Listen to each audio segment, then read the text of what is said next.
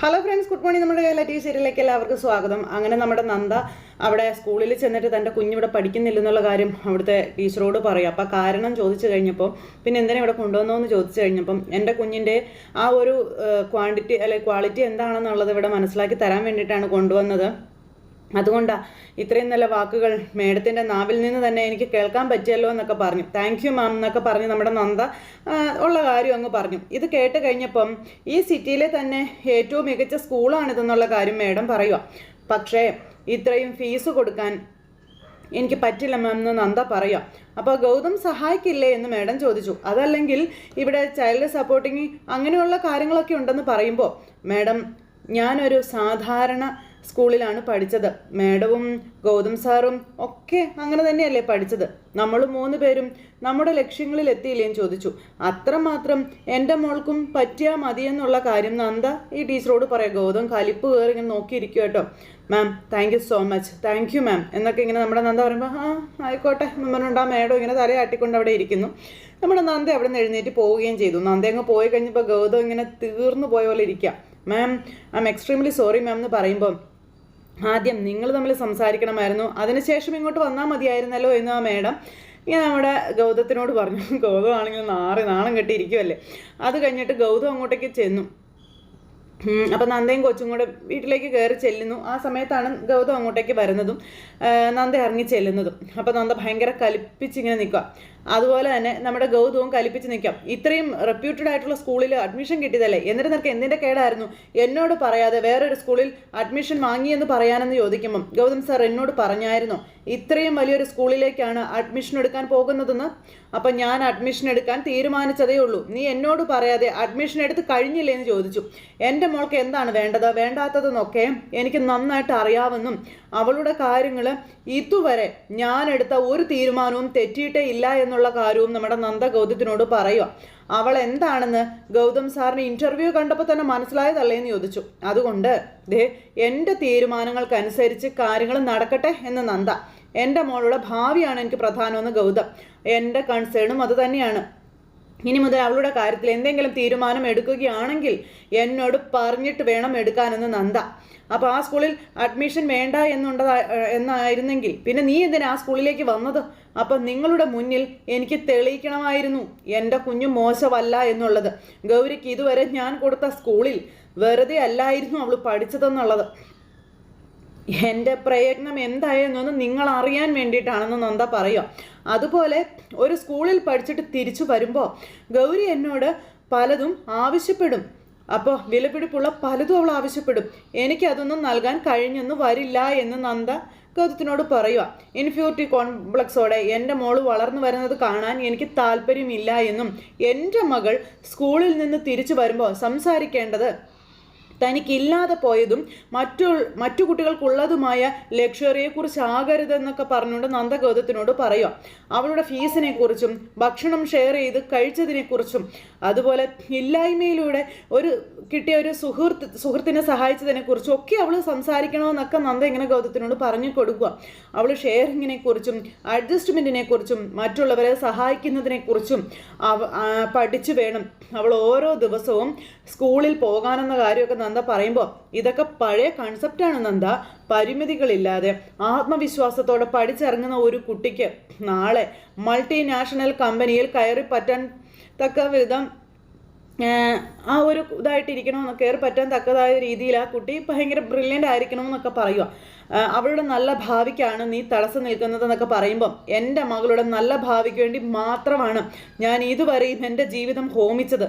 അവളെ ആരും ഒരിടത്തും മാറ്റി നിർത്തില്ല എന്ന് പറഞ്ഞ് നന്ദ പറഞ്ഞപ്പം ഞാൻ നിൻ്റെ ആറ്റിറ്റ്യൂഡിനെ റെസ്പെക്റ്റ് ചെയ്യുന്നു. നീ ആത്മവിശ്വാസത്തോടെ ജീവിച്ചവൾ തന്നെയാണ്. ഗൗരിയെ നീ നന്നായി തന്നെയാണ് വളർത്തിയത്. പക്ഷേ ഞാൻ അവളുടെ അച്ഛനല്ലേ, എന്നെയും കൂടി കടമയല്ലേ അവളുടെ വിദ്യാഭ്യാസം നല്ല രീതിയിൽ നടത്തുക എന്നുള്ളതെന്ന് ഗൗതം പറയുമ്പോൾ ശരി, തീരുമാനങ്ങൾ അവളുടെ കാര്യത്തിലാകുമ്പോൾ ഞാൻ ഗൗതം സാറിനെ അറിയിക്കാം, എന്താ പോരേന്ന് ചോദിച്ചു നന്ദ. എങ്കിൽ നീ അവൾക്ക് അഡ്മിഷൻ എടുത്തത് എവിടെയാണെന്ന് പറയാൻ പറഞ്ഞു. അവൾക്ക് നിങ്ങളെപ്പോലെ ഒരു പോലീസ് ഓഫീസർ ആകണം എന്നുള്ളതാണ് ആഗ്രഹം. അപ്പം ഞാൻ കരുതി നിങ്ങൾ പഠിച്ച സ്കൂളിൽ തന്നെ അവളും പഠിക്കട്ടെ എന്ന്. അപ്പോൾ ഗൗതം ഇങ്ങനെ അന്തം വിട്ടിങ്ങനെ നിൽക്കുക. ഒട്ടും പ്രതീക്ഷിച്ചില്ല നന്ദ അങ്ങനെ ഒരു തീരുമാനം എടുക്കുമെന്ന് ഗൗതത്തിൻ്റെ ചിന്തകളെയൊക്കെ മാറ്റി മറിച്ചുകൊണ്ട് നന്ദ ചെയ്യേണ്ട കാര്യങ്ങളൊക്കെ ചെയ്തു. ഗൗതം ഇങ്ങനെ മേപ്പോട്ട് നോക്കി നിൽക്കുക. ഇത് കഴിഞ്ഞ് പിന്നെ മഹേശ്വരനെ ലക്ഷ്മിയൊക്കെ അവിടെ ഇരിക്കും. അപ്പോൾ ടെൻഷൻ അടിച്ച് പണ്ടാരും അടങ്ങിയിരിക്കുക നമ്മുടെ ലക്ഷ്മിയെ. അപ്പോൾ ലക്ഷ്മി നീ ഇങ്ങനെ ടെൻഷൻ അടിക്കാതെ എന്നും പറഞ്ഞുകൊണ്ട് മഹേശ്വരൻ പറയുമ്പോൾ ടെൻഷൻ അടിക്കാതെ എങ്ങനെയാ ഗൗരിമോൾക്ക് ആ സ്കൂളിൽ അഡ്മിഷൻ കിട്ടിയിരുന്നെങ്കിൽ എത്ര നല്ല കാര്യമായേനെ എന്ന് ലക്ഷ്മി. അപ്പോൾ മോഹിനി അപ്പുറം ഇരുന്നാതെ വലിയ കാര്യം തന്നെയാണ്, ശരിക്കും അത് വലിയ കാര്യം തന്നെയാണ്. പക്ഷേ അതുകൊണ്ട് തന്നെ ആ പെങ്കൊച്ചിന് അവിടെ അഡ്മിഷൻ കിട്ടാനൊന്നും പോകുന്നില്ല എന്ന് നമ്മുടെ മോഹിനി അന്നേരം പറഞ്ഞു. അത് കേട്ടപ്പോൾ മോഹിനി അതെന്താ നീ അങ്ങനെ പറഞ്ഞത്? അല്ല പണ്ടുള്ളവരെ ഒരു കാര്യമൊക്കെ പറയാറുണ്ട്, ആന വാ കണ്ട് അണ്ണാൻ വാ വിളിക്കരുതെന്ന്. നിങ്ങൾ കേട്ടിട്ടില്ലേ അത്? അതിൻ്റെ അർത്ഥമേ പ്രത്യേകിച്ച് ഞാൻ നിങ്ങൾക്ക് പറഞ്ഞു തരേണ്ട കാര്യമൊന്നും ഇല്ലല്ലോ അല്ലേ എന്നൊക്കെ ഇങ്ങനെ ചോദിക്കുമ്പോൾ വേണ്ട, പക്ഷേ അതിവിടെ പറഞ്ഞത് എന്തിനാണെന്ന് നീ ഒന്ന് പറഞ്ഞു തന്നാൽ കൊള്ളായിരുന്നു എന്ന് പറഞ്ഞു ലക്ഷ്മി. ഇവിടെ ഈ നഗരത്തിലെ സൗകര്യത്തിൽ വളർന്ന കുട്ടികൾക്ക് പോലും അഡ്മിഷൻ കിട്ടാറില്ല. നന്ദു പഠിക്കുന്ന സ്കൂളിലെ അപ്പോഴേ ശാന്തിപുരം എന്നൊരു കാട്ടുപ്രദേശത്ത് കിടക്കുന്ന ഒരു പെങ്കൊച്ചിന് അവർ അഡ്മിഷൻ കൊടുക്കാൻ പോകുന്നതെന്നൊക്കെ പറഞ്ഞുകൊണ്ട് ഈ മോഹിനി ഇരുന്ന് ഇങ്ങനെ അതിനെ ചെറുതാക്കി സംസാരിച്ചുകൊണ്ടിരിക്കുക. അപ്പം മോഹിനി ഗൗരിമോളും മിടിക്കുക, അവൾക്ക് കിട്ടാതിരിക്കില്ല എന്നുള്ള കാര്യമൊക്കെ മഹേശ്വരൻ ഇങ്ങനെ പറഞ്ഞു. പിന്നെ ഇപ്പം കിട്ടുമെന്ന് പറഞ്ഞുകൊണ്ട് ഇങ്ങനെ ഇരിക്കുമ്പോഴാണ് പിങ്കി അങ്ങോട്ടേക്ക് വരുന്നത്. ആ കാക്കയ്ക്കും തൻകുഞ്ഞ് പൊൻകുഞ്ഞെന്നല്ലേ പറയുന്നത്, അത്രേ ഉള്ളൂ എന്നൊക്കെ പറഞ്ഞ് നിങ്ങളുടെ വ്യാമോഹമാണെന്നൊക്കെ പറഞ്ഞ് ഇങ്ങനെ പിങ്കിയുടെ മനസ്സിലേക്ക് വിഷം കുത്തിവെച്ച് കൊടുത്തുകൊണ്ടിരിക്കുക ഈ പറയുന്ന നമ്മുടെ മോഹിനി. അപ്പോൾ പിങ്കി വന്ന് നിൽക്കുന്നത് ലക്ഷ്മിയും അതുപോലെ തന്നെ മഹേശ്വരനും കണ്ടുമില്ല. സ്വന്തം അച്ഛൻ്റെ അമ്മയുടെയും കണ്ണിലൂടെ നോക്കുമ്പോൾ സ്വന്തം മക്കൾ വലിയ ഏതോ സംഭവമായിരിക്കും. പക്ഷെ നിങ്ങൾ നോക്കിക്കോ, ഗൗരിക്ക് നന്ദുവിൻ്റെ സ്കൂളിൽ അഡ്മിഷൻ എടുക്കാൻ പറ്റില്ല, അത് ഉറപ്പാണെന്നും പറഞ്ഞുകൊണ്ട് മോഹിനി ഇവരെ ഇരുന്ന് വിളിച്ചുകൊണ്ടിരിക്കുന്നു. പിങ്കി ഇതൊക്കെ ചെയ്തുകൊണ്ടിരിക്കുന്ന ഈ ഒരു സമയത്ത് മോഹിനി പറഞ്ഞത് ശരിയാണെന്ന് പറഞ്ഞ് ഗൗതം കയറി വന്നു. എന്ത് ശരിയാണെന്നാണ് നീ പറയുന്നതെന്ന് ഗൗതം ചോദിച്ചു. അല്ല ചെറിയമ്മ പറഞ്ഞത് ശരിയാണെന്ന് ഞാൻ പറഞ്ഞതാ. ഗൗരിക്ക് നന്ദുവിൻ്റെ സ്കൂളിൽ അഡ്മിഷൻ എടുക്കാൻ പറ്റിയില്ല എന്നുള്ള കാര്യം ഗൗതം പറയണം. അപ്പോഴേക്കും ഷോ എന്നും പറഞ്ഞിരിക്കാം ലക്ഷ്മിയൊക്കെ, ഷോ എന്നും പറഞ്ഞു. അപ്പോഴത്തേക്ക് മോഹിനി ഭയങ്കര തലയെടുപ്പോടെ ഇരിക്കാം. അതെന്താ അവൾക്ക് അഡ്മിഷൻ കിട്ടാത്തത്? ഗൗരിമോള് നല്ല മിടുക്കി കുട്ടിയല്ലേ എന്നൊക്കെ ചോദിച്ചു കൂട്ടോ നമ്മുടെ ലക്ഷ്മി. അപ്പോൾ ഏട്ടത്തി ഇത് ഏത് ലോകത്താ? മിടുക്കിയെന്ന് നമ്മൾ നാക്കിട്ട് അടിച്ചത് കൊണ്ട് ഒരാളും മിടുക്കിയാകും പോകുന്നില്ല എന്ന് മോഹിനി അവിടെ ഇരുന്ന് ലക്ഷ്മിയോട് പറയുന്നു. അതൊക്കെ കേട്ട് പിങ്കി ബാക്കിൽ നിൽപ്പുണ്ട്, ഗൗതം ഫ്രണ്ടിൽ നിൽപ്പുണ്ട്. യഥാർത്ഥ കഴിവ് അളന്ന് നോക്കിയാൽ സ്കൂളിലിരിക്കുന്നവർ അഡ്മിഷൻ കൊടുക്കുന്നത്. പിന്നെ ഏട്ടത്തി കിടക്കുന്ന പറഞ്ഞിട്ട് എന്താ കാര്യം? അഡ്മിഷൻ കൊടുക്കാത്തത് അവിടെ ചെറിയമ്മയ്ക്ക് തെറ്റ് കേട്ടോ. സ്കൂളുകാർ ഗൗരിക്ക് അഡ്മിഷൻ കൊടുക്കാൻ തയ്യാറായിരുന്നു എന്നുള്ള കാര്യം നമ്മുടെ ഗൗതം പറഞ്ഞു. അപ്പോഴത്തേക്കും പിങ്കി ഇങ്ങനെ ഞെട്ടലോടെ നോക്കുന്നു, മോഹിനി ഞെട്ടലോടെ നോക്കുന്നു, എല്ലാവരും അന്തം വിട്ട് ഇങ്ങനെ നോക്കുക. മിടുക്കിയെന്ന് തന്നെയാണ് അവർ ഗൗരിയെക്കുറിച്ച് പറഞ്ഞതെന്നുള്ള കാര്യവും പറയുക ഗൗതം. അപ്പോഴേക്ക് അയ്യോ എന്നും പറഞ്ഞിരിക്കുക. കണ്ടോ എന്നും പറഞ്ഞിട്ട് മഹേശ്വരൻ. അപ്പം അത് നോണ, പിന്നെന്താ നീ അഡ്മിഷൻ എടുത്തില്ല എന്ന് പറഞ്ഞതെന്ന് മോഹിനി ചോദിക്കുമ്പോൾ അത് നന്ദ കാരണമാണെന്നുള്ള കാര്യം നമ്മുടെ ഗൗതം പറഞ്ഞു. അപ്പോൾ പിങ്കിയുടെ മുഖത്ത് ചെറിയൊരു പുഞ്ചിരി. നന്ദ കാരണോ? പിന്നെ അറിയാനുള്ള ക്യൂരിയോസിറ്റി കൂടി. ചെവി വട്ടം പിടിച്ചിങ്ങനെ അവിടെ നിൽക്കുക. നന്ദയുടെ വാശി. ഗൗരിക്ക് അത്രയും വലിയ സ്കൂളിൽ അഡ്മിഷൻ എടുക്കുന്നില്ല എന്ന് അവൾ പറഞ്ഞു. സാധാരണ സ്കൂളിൽ പഠിപ്പിച്ചാലേ കുട്ടികൾക്ക് പരസ്പര സ്നേഹവും സഹകരണവും ഒക്കെ ഉണ്ടാകുമെന്നാണ് നന്ദയുടെ വിശ്വാസം എന്നുള്ള കാര്യം ഗൗതം ഇങ്ങനെ പറഞ്ഞു. അപ്പോൾ ഇവർക്ക് ഭയങ്കര നീരസവും ഇതൊക്കെ നന്ദയോട്. അവൾക്ക് അഫോർഡബിൾ ആയ സ്കൂളിലെ നന്ദ പഠിപ്പിക്കൂ എന്നുള്ളൊരു വാശി അവൾക്ക് വന്നെന്ന കാര്യവും ഗൗതം പറയുക. അല്ല അതെന്താ ഇത് നല്ല സ്കൂളല്ലേ എന്ന് ലക്ഷ്മി ഗൗതത്തിനോട് ചോദിക്കുമ്പം പറഞ്ഞാലേ തലയിൽ കയറണ്ടേ, ഞാൻ പിടിച്ച മൊയിലിന് 4-5 കൊമ്പുണ്ടത് എണ്ണി പറയുന്നതൊക്കെ കേട്ടു എന്നുള്ള കാര്യമൊക്കെ ഗൗതം ഇവിടെ വന്ന് നിന്നിങ്ങനെ പറഞ്ഞു കേട്ടോ. അപ്പോൾ പിങ്കിക്ക് സന്തോഷമായി. പിന്നെ ഞാൻ പഠിച്ചിരുന്ന സ്കൂളിലാണ് ഗൗരിയെയും ചേർത്തിരിക്കുന്നതെന്നുള്ള കാര്യമൊക്കെ നമ്മുടെ ഗൗതം ഇങ്ങനെ പറയുമ്പോൾ എന്ന് പറഞ്ഞ് മോഹിനി ഇങ്ങനെ കാണിച്ചു. അത് കേട്ടപ്പം എടാ അത് നല്ല സ്കൂളല്ലേ, നീയൊക്കെ അവിടെ നിന്നല്ലേ ഉയർന്നു വന്നത്, അപ്പോൾ ഇരട്ടി എഫേർട്ട് എടുക്കണം അച്ഛാ എന്ന് ഗൗതം അന്നേരം അവിടെ വെച്ച് എല്ലാവരോടുമായിട്ട് പറയുക. എങ്കിലേ സാധാ സ്കൂളുകളിൽ നിന്നും ഒരു എക്സ്പോഷറൊക്കെ കിട്ടത്തുള്ളൂ എന്നൊക്കെ പറഞ്ഞു കേട്ടോ ഗൗതം. അത്രയും സ്ട്രഗിൾ ഗൗരി അനുഭവിക്കേണ്ടെന്ന് കരുതിയ ഞാൻ നല്ല സ്കൂളിൽ ചേർക്കാമെന്ന് വിചാരിച്ചത്. പക്ഷേ അവളുടെ വാശി അതിലൂടെ അവൾ നേടിയെന്നൊക്കെ പറഞ്ഞുകൊണ്ട് ഗൗതം ഇങ്ങനെ പറയുമ്പോൾ ഗൗതമോനെ നോക്ക്, നന്ദുമോൻ വല്ലാണ്ട് ആഗ്രഹിച്ചിരിക്കുകയാണല്ലോ, ഇനിയിപ്പോൾ അവനെ എന്തു പറഞ്ഞ് നമ്മൾ സമാധാനിപ്പിക്കുമെന്നൊക്കെ ഇങ്ങനെ ചോദിക്കുന്നു ലക്ഷ്മിയെ. അത് കേട്ടപ്പോൾ അതാ എനിക്കും നിശ്ചയമില്ലാത്തതെന്ന് ഗൗതം ഇങ്ങനെ പറഞ്ഞു. പിങ്കി അതെല്ലാം കേട്ട് ഇങ്ങനെ മനസമാധാനത്തോടെ ഇങ്ങനെ നിൽക്കുക. ഇനിയിപ്പോൾ വലിയ പ്രശ്നങ്ങളൊന്നും നന്ദയ്ക്കില്ലല്ലോ. അതെല്ലാം കഴിഞ്ഞതിന് ശേഷം പിന്നെ നന്ദയും അതുപോലെ ഗൗരിയും നളിനിയും കൂടി ഇങ്ങനെ അവിടെ നിൽക്കുക. അപ്പോൾ ഇവർ കൊച്ചുമായിട്ട് സംസാരിക്കും. അപ്പോൾ നന്ദ പറഞ്ഞു ഗൗരി നല്ല മിടുക്കിയ കുട്ടിയാണെന്ന്. ദേ അവളോട് പറഞ്ഞെന്ന് പറഞ്ഞു. ആഹാ, അപ്പോൾ ഇനി നന്ദുവിൻ്റെ ക്ലാസ്സിൽ തന്നെ മോൾക്കും പോയിരിക്കാമല്ലേ എന്ന് ചോദിച്ചപ്പോൾ ആ എന്ന് പറഞ്ഞു ഗൗരിക്കുട്ടി. അപ്പോൾ മോൾ ഈ ഡ്രസ്സ് ഒന്ന് പോയി മാറ്റി കേട്ടോ എന്നും പറഞ്ഞുകൊണ്ട് ഗൗരിയെ നന്ദ പറഞ്ഞു വിട്ടു. ആ സമയത്ത് നളിനി സന്തോഷമായിട്ട് നിൽക്കുക. എന്തായാലും എനിക്ക് ഒത്തിരി സന്തോഷമായി, കുഞ്ഞിന് അവൾ ആഗ്രഹിച്ചതുപോലെ തന്നെ കിട്ടിയല്ലോ എന്ന് പറയുമ്പോൾ അവിടെ അവൾക്ക് അഡ്മിഷൻ എടുത്തില്ല എന്നുള്ള കാര്യം പറയുക നന്ദ. അതെന്താ, പ്രിൻസിപ്പളിനെ മോളെ ഒരുപാട് ഇഷ്ടമായെന്ന് പറഞ്ഞിട്ടോ? അതെന്താ നന്ദ മേഡം അങ്ങനെയെന്ന് ചോദിച്ചു. അപ്പോൾ പറഞ്ഞതെല്ലാം ശരിയായ കാര്യം തന്നെ നളിനി. നന്ദുവിൻ്റെ ക്ലാസ്സിൽ തന്നെ അവളെ ഇരുത്താവെന്നും പറഞ്ഞതാ, പക്ഷേ ഞാനാ വേണ്ടാന്ന് പറഞ്ഞത്. അപ്പോൾ എന്തിനു വേണ്ടാന്ന് പറഞ്ഞു? എന്തിനാ അങ്ങനെ പറഞ്ഞതെന്ന് ചോദിച്ചപ്പോൾ അതൊരു വലിയ സ്കൂളാണ് നളിനി, നമുക്ക് അഫോർഡ് ചെയ്യാൻ പറ്റുന്ന ഒരു ഫീസൊന്നും അല്ല അവിടെ ഉള്ളത്. ഇനിയിപ്പോൾ എങ്ങനെയെങ്കിലും ഫീസൊക്കെ കൊടുക്കാമെന്ന് കരുതിയാലും അതിസമ്പന്നരുടെ മക്കൾ മാത്രമാണ് അവിടെ പഠിക്കുന്നത്. നമുക്ക് അതൊന്നും പറ്റില്ല.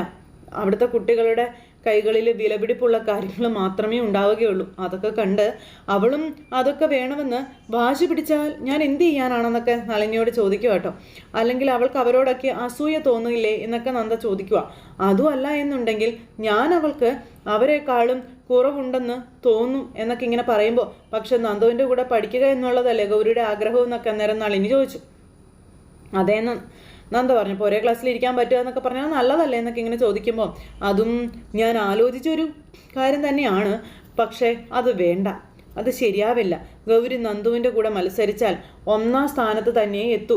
കൂടപ്പിറപ്പുകൾ തമ്മിൽ ഒരു മത്സരം, അത് എന്തിൻ്റെ പേരിലായാലും വേണ്ട എന്നും വേണ്ട നളിനി, അത് ശരിയാവില്ല എന്നും നന്ദ പറയുക. അതുമാത്രമല്ല, ഇരുവരും ഒരുമിച്ച് തന്നെ പഠിക്കാൻ തീരുമാനിച്ചാൽ അത് മറ്റു പല പ്രശ്നങ്ങൾക്കും വഴിവെക്കുമെന്നുള്ള കാര്യങ്ങളും നന്ദ പറയുക. ഇത് തന്നെയാണ് നല്ലത്, ഇതാണ് ശരിയായ വഴിയെന്ന് പറഞ്ഞ് നമ്മുടെ നന്ദ അവിടെ നിന്ന് അങ്ങ് പോയി. അതും പറഞ്ഞ് നന്ദ അങ്ങ് പോയി കഴിഞ്ഞപ്പോൾ ഗൗരി ഇതെല്ലാം കേട്ടോണ്ട് അവിടെ നിൽക്കുക. ഗൗരി ഇതൊക്കെ കേട്ടിട്ട് ഇങ്ങനെ നിൽക്കുമ്പോൾ നന്ദ വല്ലാണ്ടായിപ്പോയി. മോളെന്താ ഡ്രസ്സ് മാറാൻ പോയില്ലേ എന്ന് ചോദിച്ചു കേട്ടോ നന്ദ. അപ്പോൾ ഈ ഉടുപ്പ് ഇട്ടാൽ മതിയൊന്ന് ചോദിക്കാൻ വേണ്ടി വന്നതാണെന്ന് ഗൗരി പറഞ്ഞു. ആ മതി എന്ന് പറഞ്ഞു നന്ദ. അമ്മ പറഞ്ഞത് സത്യമാണോ? എന്നെ നന്ദുവിൻ്റെ സ്കൂളിലല്ലേ വിടുന്നത് എന്ന് ഗൗരി ഇങ്ങനെ ചോദിച്ചു കേട്ടോ. അപ്പോഴത്തേക്ക് നന്ദ ഭയങ്കര ടെൻഷനായി. നളിനി അങ്ങോട്ടേക്ക് വന്നു. മോളെ അത് പിന്നെ അപ്പോൾ അമ്മ പറ എന്ന് പറഞ്ഞു ഗൗരി.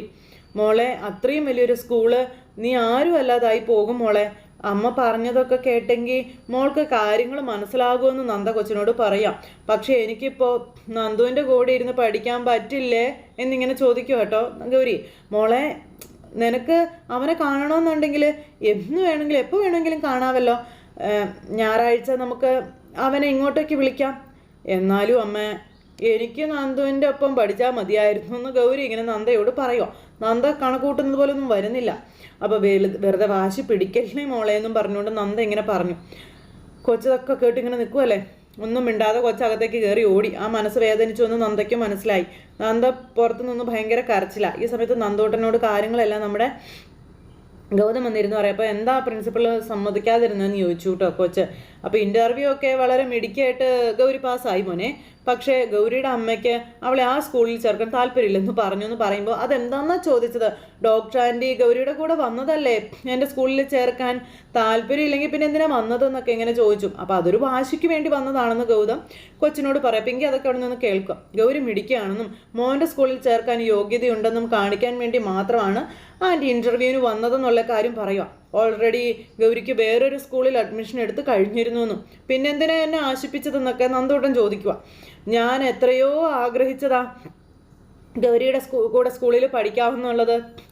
അന്നേരം നന്ദൂട്ടാ എന്നും പറഞ്ഞുകൊണ്ട് പിങ്കി വിളിച്ചു കൂട്ടാ കൊച്ചിനെ. അപ്പോൾ നന്ദോട്ടൻ്റെ അടുത്തേക്ക് പിങ്കി വന്നു. നീ എന്തിനാ ആവശ്യമില്ലാത്ത കാര്യങ്ങളൊക്കെ ആഗ്രഹിക്കുന്നേ? നമുക്ക് നമ്മളെക്കുറിച്ച് സ്വപ്നങ്ങൾ കാണാം. മറ്റൊരാളെ കൂട്ടുപിടിച്ച് ആഗ്രഹിച്ചാലേ ഒടുവിൽ നിരാശയായിരിക്കും ഫലമെന്നും പറഞ്ഞുകൊണ്ട് പിങ്കി ഇങ്ങനെ നന്ദോട്ടനോട് പറഞ്ഞു. അത് കേട്ടപ്പോൾ എല്ലായ്പ്പോഴും അങ്ങനെ ആകണമെന്നൊന്നും ഇല്ല നന്ദു. നമ്മളെ സ്നേഹിക്കാനും നമ്മുടെ ഇഷ്ടങ്ങൾക്കും കൂട്ടുനിൽക്കാനും മനസ്സുള്ള ഒരുപാട് മനുഷ്യരുണ്ടാകുമെന്നുള്ള കാര്യം ഗൗതം ഇങ്ങനെ കൊച്ചിനോട് പറയാം.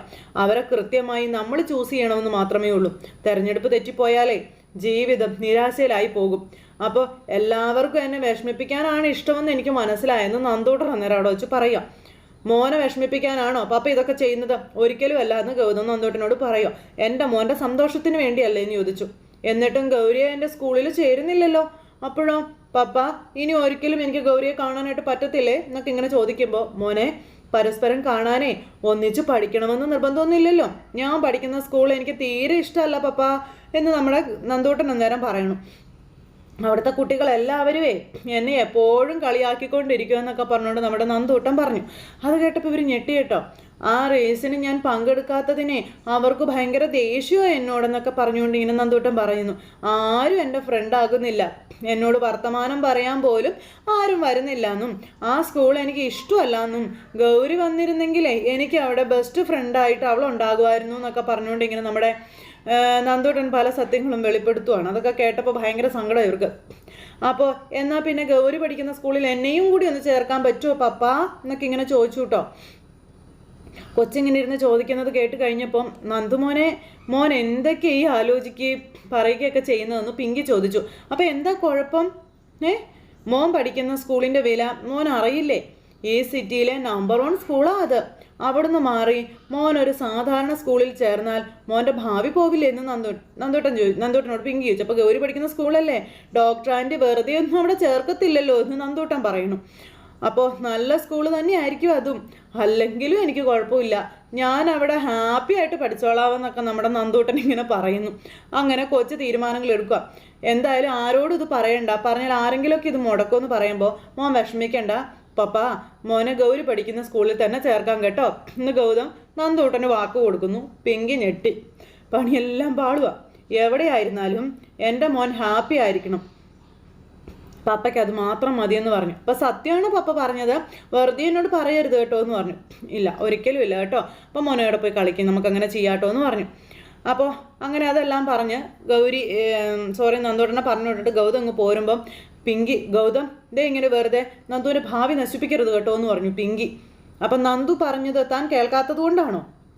അത്രയും ഡിപ്രസ്ഡ് ആയിട്ടൊരു സ്കൂളിൽ പഠിച്ചിട്ട് അവൻ എന്ത് ഭാവി കിട്ടാനാണെന്ന് ഗൗതം പിങ്കിയോട് ചോദിക്കണം. പിങ്കിക്ക് അതിന് മറുപടിയില്ല. അങ്ങനെ എല്ലാം കൊണ്ടും നമ്മുടെ നന്ദ തന്നെ ഇപ്പോൾ ജയിച്ചിരിക്കുക. പിങ്കി ഇപ്പോൾ പുറത്താവുന്ന ലക്ഷണമൊക്കെ വരുന്നുണ്ട്. അപ്പോൾ ഇതൊക്കെ കേട്ട് പിങ്കി ഇങ്ങനെ അന്തം വിട്ട് ഇങ്ങനെ മേപ്പോട്ട് നോക്കി നിൽക്കുന്നിടത്ത് ഇന്നത്തെ കഥ അവസാനിച്ചു. അപ്പോൾ എല്ലാവരും കാത്തിരുന്ന് കാണണോട്ടോ. എല്ലാവർക്കും നല്ലൊരു ദിവസം ആശംസിക്കാൻ. നന്ദി.